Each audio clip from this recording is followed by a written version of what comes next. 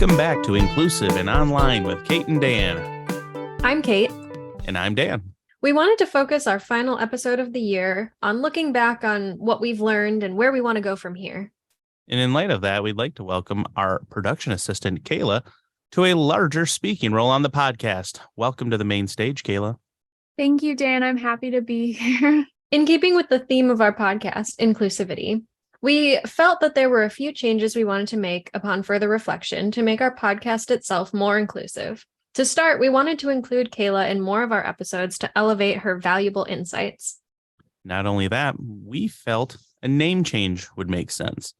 We're no longer going to go by Inclusive and Online with Kate and Dan, and will henceforth be known simply as the Inclusive and Online Podcast. Although I feel as though I've always been included in the podcast, it feels really nice to be more involved. Absolutely. We thought a great way to wrap up this first season would be to do a clip show where we each pick some of the favorite moments that we had throughout the show, or some of the aha moments that we had throughout the past year, because, like our listeners, we've learned so much. We've learned a lot in talking with our guests, and wanted to highlight some of the key things from our opinion that really stood out to us. Though we can't mention everything and all the aha moments because we could be here all day, I thought that we'd let Kate start first and share, one of the more impactful moments that she had during the course of this first season. So, Kate, the floor is yours. Thanks, Dan. So when I was thinking about what clips might be interesting to share on the show, I really wanted to kind of reach back to earlier on in our seasons and go back to our third episode, Digital Accessibility with Ray Holston-Turner. And I found this episode as a whole to be pretty impactful because it was our first episode in which we really shared a student perspective and student experiences. So I picked this clip with Ray talking a little bit about some of the intersectionalities that she experienced being a deaf student and a Black student, and how those kind of impacted her experience. So I'm going to go ahead and share that clip with you now. Brought out the intersectionality between race and disability and how that's impacted you as well, because I know that that can really impact the differences. And I think it's important on this podcast for us to be mindful of those intersections as well. So I appreciate you bringing up that point. Yeah, no problem. It's definitely something that a lot of people don't realize exists. Like I said, especially because of the fact there's so many stereotypes on both ends. It's like, oh, you must not be deaf because you talk, or, oh, you're Black, so you do this. So like, it's so many different stereotypes. And when you have kind of both, you fit in both categories, it's so much more difficult to an extent. Yeah. It's not impossible, but it is difficult at times, though.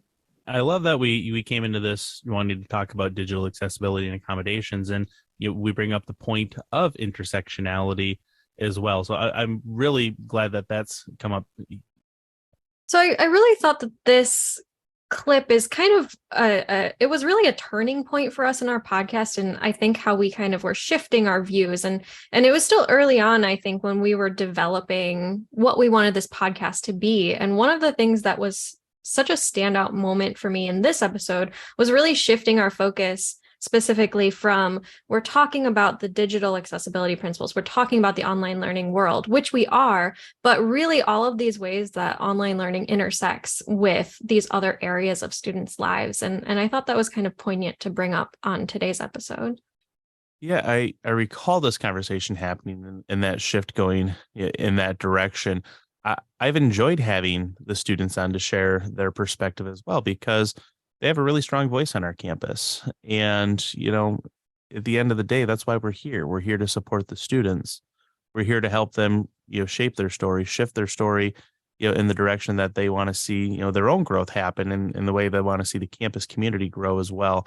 So I agree with you. I think that was a smart choice to really, talk about how the show shifted from that point forward, and how our perspectives and how we approached shaping each episode also shifted with that. I really appreciated Ray as a guest as well, just in that she had so much insight into her experiences as a deaf student and how that impacted her both in the classroom and in the online realm.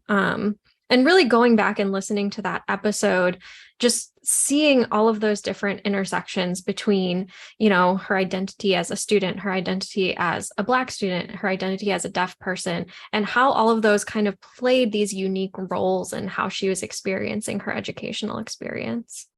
I've always enjoyed any episode with student experience, and this one in specific really stood out to me because it highlighted a student that was very different from myself and shared a different experience that I wasn't aware of. And I found it really insightful and just good to hear a different experience to show on the podcast. One of the things with that episode as well is I think that Ray does bring a really unique perspective, because there aren't a ton of students who have those same, there really aren't any students who have those same experiences that Ray has, although I'm sure there are students who can relate to those experiences.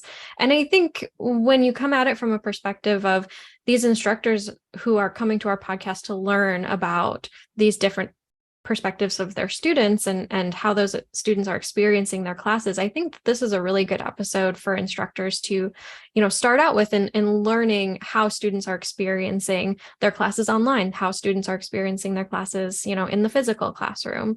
So this is one that I would definitely suggest that if anybody hasn't listened to it, to go back and listen and hear about those intersections. It is interesting because when we look at intersectionality and we look at the different ways that we identify with the world, I can look at the same situation much more differently depending on, which part of my identity is most prevalent there. Is it, me as a father? Is it me as a, son, me as an employee? To be able to have those different perspectives, learning the stories of other people and gaining some insight on their perspective and how they see things really is, I think something that we're learning to do well and that we're going to continue to explore with this show. Yeah, going forward, I think continuing to elevate the student voice and continuing to, bring these diverse perspectives onto the show, I think is going to make this a really rich resource with a lot of great information for people. Absolutely. So I think that was a very cool pick. It was nice to be reminded of that. I do remember being moved in the moment when that was happening as well. So we've covered so much ground, in the last year that this was a nice reminder. Well, Kayla, we know that you're brand new to the hosting game, but you've been here all along with us, listening sometimes in the background and assisting in all the ways that we've asked of you. We wanted you to share a clip that was meaningful to you as well. So what have you got for us today? So I decided to include an episode from our international student experience episode. And specifically, I included a clip with a previous employee from our office, Dasha. And I just thought it was a really insightful clip to share, especially for students, just to know that they can reach out to any faculty or support offices here for help. So I'll play that right now. And find ways to make it work. I remember when I was a freshman, I took this history class and my English skills weren't good enough to take that class. And I communicated with my professor. I explained him what I'm struggling with, and he helped me throughout the whole semester. He prepared me for the final exam. He didn't even give me the answers, right, or anything, but he did guide me in the right direction to pass that final exam.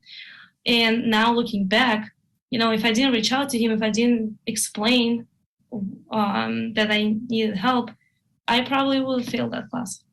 Well, I decided to include that clip because I just felt a personal connection to it. And not only because I worked with Dasha, but because I've struggled in classes myself and I failed to reach out to my instructors in the past.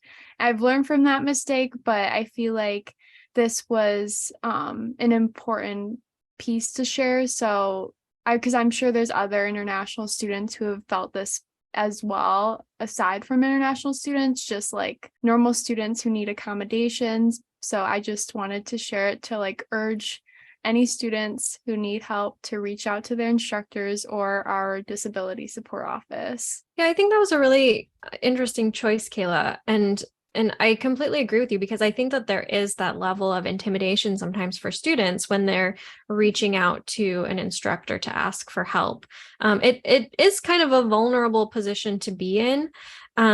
And I think that there's a couple of elements at play there, right? Like the instructor needs to be in a place where they're creating that safe space for the student to reach out and be willing to put themselves in that vulnerable position and say, hey, I need help. But there is that leap of confidence on the end of on the part of the student as well, who's in this position of saying, I do need something, and I do want to be successful, and I do need to reach out to someone to support me along on that journey. Most of the jobs that I've done in higher education and prior to that are a lot of, like, say, customer support or client support, whatever you want to list that as.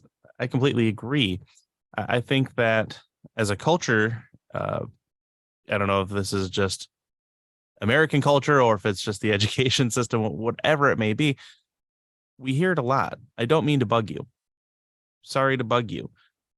I don't want to bug you. It's like, well, you're not bugging me. This is, what my role is here. This is what my job is here. But we feel bad sometimes asking for help. Like it's, I'm inconveniencing you by coming to you for the thing that you're actually here to assist me with. And in some of the different groups that and committees that I'm on around campus, like the student athlete academic support committee, and there's another academic support committee out there. In general, I came up with a quick acronym for BUG. And that, it takes bravery to come forward and admit, hey, I need some help, whether that's just on a math problem or if it's with your own, mental wellness. For you, there's some understanding. It's, there's got to be some mutual understanding here that, this is a two-way street, and that we're helping each other out in trying to move forward to growth, is that this is a growth opportunity as well. It can be something as simple as I'm struggling with this one concept to I'm struggling with everything. And part of what I'm trying to push forward with some of these committees is a campaign asking students to bug me. Please, yes, come bug me.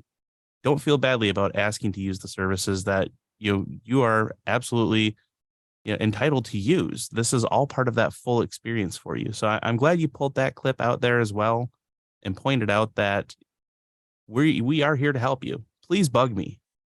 Please bug me, because it takes some strength to be able to do that.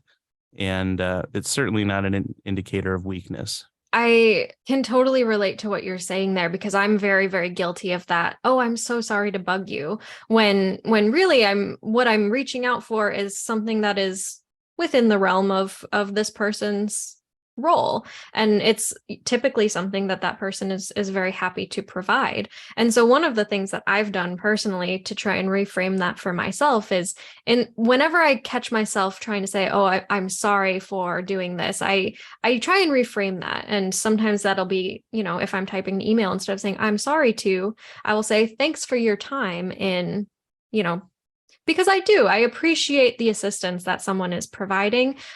But at the same time, I don't want to take it upon myself as I am not a burden, and you are not a burden for asking for help. I definitely find myself doing that as well, Kate. And I feel like sometimes even you stop me at work from doing that. So I can relate with that. And I myself do have accommodations with our disability support office. And I just feel like it took me so long to actually get to that point where I'm like, oh, I should go ask for help, because I'm struggling, and my professors clearly cannot see why there's like a disconnect or why there's an issue. But now that I reached out and I got my accommodations after having taken so many college classes, it's definitely helped me. And I think that any student shouldn't be struggling like that. It's not worth it. You're paying so much money to go to school. You might as well get the most out of your education. Yeah, and to that point, we have a lot of resources for students. We have resources for staff, for faculty. So whatever it is that you're struggling in, seeking out some of that assistance as well. I've done some of that myself with my own mental well-being. It's just, in the last few years, there's been a lot of change. I've got, 2 kids. COVID happened. The way that I work, the way that I live, that's a lot. A lot has changed, and it's okay to ask for help. Kate's approach, I think, is a good one. Come from a position of, being thankful that they are there to lend you a hand. I'm hoping that more people can come around to this concept, because it's when you start off by saying something like, "Hey, I'm really sorry." Yes, you might be come from a vulnerable position, but it's not an apologetic position. I want you to come help. I want you to get that help. So whether it's staff who are struggling, there are resources out there for our staff, for our faculty, whether it's difficulty creating a lesson for a week, or if it's difficulty with the lecture, or if it's just difficulty with the sheer amount of activity that you have going on entirely around you. There are a bevy of resources available here at the university.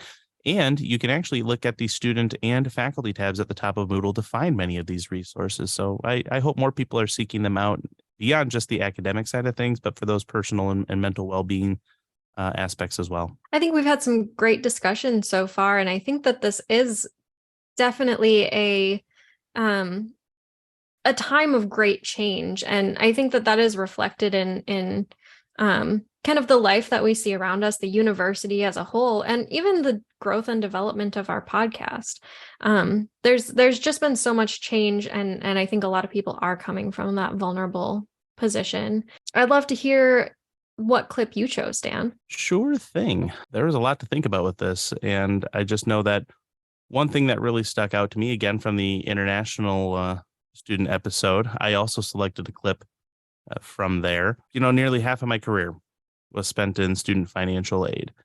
So when I hear stories related to that, it really piques my interest, because I've heard some of these stories before, but then I'm hearing them from different angles. And when you're not in a financial aid office, sometimes I think you hear a more authentic version of what's actually happening than when you're in the financial aid office, because there can be some feelings of, I guess, some intense feelings of whatever it may be, because it is financial related. And, some people have more than others. That's, nothing that we can fix in the financial aid office, but there's a lot of red tape. There's a lot of legal, stuff that goes into getting financial aid. So when I heard this clip from Gracie and her experience, I was really moved by this.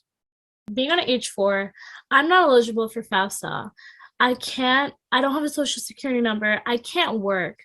And seeing my peers, even growing up in high school, be able to do FAFSA, be able to work small jobs, I was like, I wish I could do that. I really do wish I could do that, because I've lived in America most of my life. So I have all the other experiences of here, except things for me to work and for me to pursue an education of a higher degree. So that one was really touching to me, is that this is, a bright student, great personality, who wants to work, who wants to have these things, but cannot, simply because, she was born overseas, but has lived the vast majority of her life here in the United States. By all accounts, that just seems strikingly odd, in that there's no social security number there. She cannot apply for jobs to have the types of internships that lead to, somebody who leaves the university as, a highly sought after, employable, person in their profession. So it's just, I found that shocking, to say the least, because it never even occurred to me that the students who don't have a social security number don't get those experiences. And this is a student who, some international students will come to the United States to get their education and then go back home and bring that back. That's not the case with this student. And it's, to me, it's heartbreaking that she's not able to have those types of experiences to really make for a full round educational experience. Yeah, I think part of it with Gracie is that people will look at Gracie and see, the vast majority of the student's experience has been living in the United States, even though she is an international student. And I think part of the complexity that's going on here is that we do assume certain things about the student's life based on what we can see. And a lot of that is just not true. A lot of us just can't know what's going on under the surface, which is, I was so appreciative of her being willing to kind of share those experiences, because it was an experience that I was not very familiar with. And I didn't really have a concept of how some of those things might impact her. So I thought that was very, very courageous and generous of her to be able to come on here and share her experiences. Hearing Gracie's perspective honestly was kind of heartbreaking, because it just as a student myself and being able to have all of these experiences, like working at the e-learning office and working on this podcast, and if I wanted to have an internship, I could get an internship, and all of these opportunities that are right at my fingertips. And seeing Gracie, who's also a business student like me, not have those opportunities, just being available just simply due to these circumstances that she didn't choose to have, was just really sad to me, because it just seeing how much she wanted to be involved in campus life and how much she wanted to be involved with like a job or anything like that was just so sad to hear.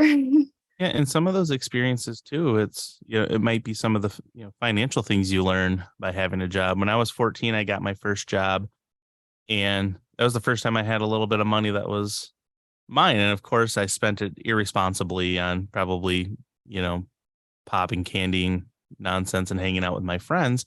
But I got to have that experience. I didn't have to, jump through any hoops other than apply for a job in my small town, and everybody, so you get the job because they know who you are. She missed out on a lot of that, and I would use that for social activities. I'd use the money for social stuff. I would buy my own clothes. I would do those kinds of things, and you're really missing out on some of those experiences, especially in high school. When a lot of stuff like that matters more highly than it does, say, in my age. But many of those things she's missed out on in some ways. At least I feel like it was an opportunity that could have been had that unfortunately government regulations and visa regulations are getting in the way of that. Even when you're just thinking about it from a learning and growth perspective, there are a lot of people who do have the opportunity to, learn how to manage their own money and learn those things at an earlier age. And that's just simply another barrier to learning some of those things, is not having the opportunities to work and not having the opportunities to, have internships, college employment, student employment. There's a lot of things that can be gained through those experiences. And it's hard to hear that that's something that is not accessible to a certain population of students. And it's fortunate she is part of the, I think the dance team here at OU. So, I mean, there are some aspects of teamwork and collaboration that can be learned that way. But again, it's, the financial aspect of things. And that's a big difference between having some kind of financial literacy coming into college and having, no financial literacy. And by no way am I saying that Gracie doesn't have any of that stuff. It's just that she's not the only international student who's going through many of those experiences. I mean, overall, I know we've learned a lot and that we've grown a lot over the course of this podcast. Beyond the content, we've also learned a lot about how to produce a podcast. And I'd just like to extend my thanks to both of you and just say I'm incredibly proud of the work that we've all done and the growth that you have both demonstrated in this exercise over the past year. And I really look forward to see what season 2 has in store. I absolutely agree. This has been such a growth experience and a really great way to kind of engage in I think our own professional development and understanding of the environment in which we live and work. So looking back on the season as a whole, it's really been a wonderful growth experience for me personally, and I hope for the two of you as well. I wanted to thank both of you as well for including me on this podcast and thinking of me. I really enjoyed my time, and I'm excited to have more of a speaking role next season. So to wrap up for today, we'd like to thank ourselves for joining us today. If you liked this episode, don't forget to subscribe and rate our show on Apple Podcasts, Google Podcasts, Stitcher, or Spotify under our upcoming new name, the Inclusive and Online Podcast. We value your feedback, and your ratings and reviews will help others discover our show. You can also follow us on Twitter and Instagram at Inclusive Online Pod. And if you'd like to get in touch with us with your ideas, feedback, or requests to collaborate, you can send us an email at inclusiveonlinepod@gmail.com. And special thanks to our new co-host, Kayla Yuga. We'll be back in the new year with season 2. Until then, we hope you feel included.